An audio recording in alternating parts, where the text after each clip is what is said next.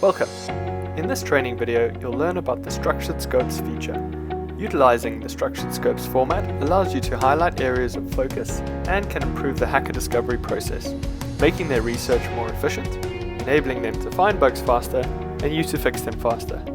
The metadata from your Structured Scopes can be tagged in reports, making analytics on your program more accurate and impactful in the decision-making process.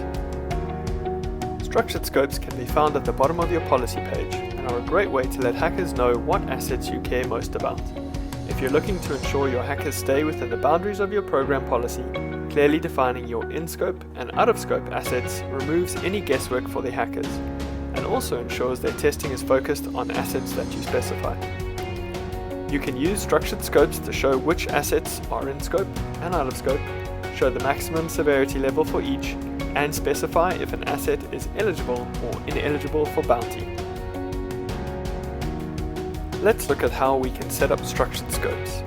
First, log into HackerOne. Then click on Program Settings at the top. Once here, click on Program. On this program page, click on Scope. Here's where you can see a list of all your active or archived assets, make changes, or add new assets. Click on Add Asset.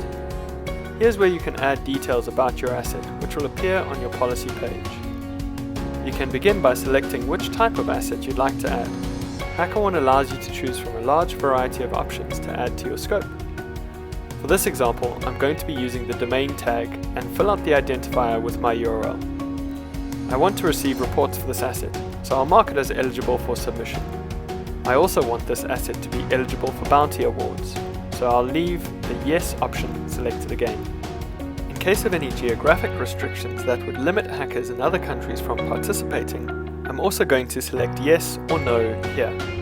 If yes, I'll need to define which country the asset is accessible from. This next section has to do with the environmental score. By adjusting the maximum impact to confidentiality, integrity, and availability, I can set the maximum severity rating for this asset. The penultimate section allows you to tag your assets and improve the information you share with hackers, allowing them to be more deliberate and find vulnerabilities faster. Finally, the instructions section is where I can leave a message to the hackers as to what happens on this domain. I can also include details with regards to a specific test plan, along with focus areas or examples of vulnerabilities I'd like to receive. The optional reference section allows me to leave a message only visible to my team. Once I've added all the necessary details to this page, I can click Save to automatically display the structured scope on my policy page. I'm going to click Save and show you what the policy page looks like. As you can see, the asset is now displayed on my policy page.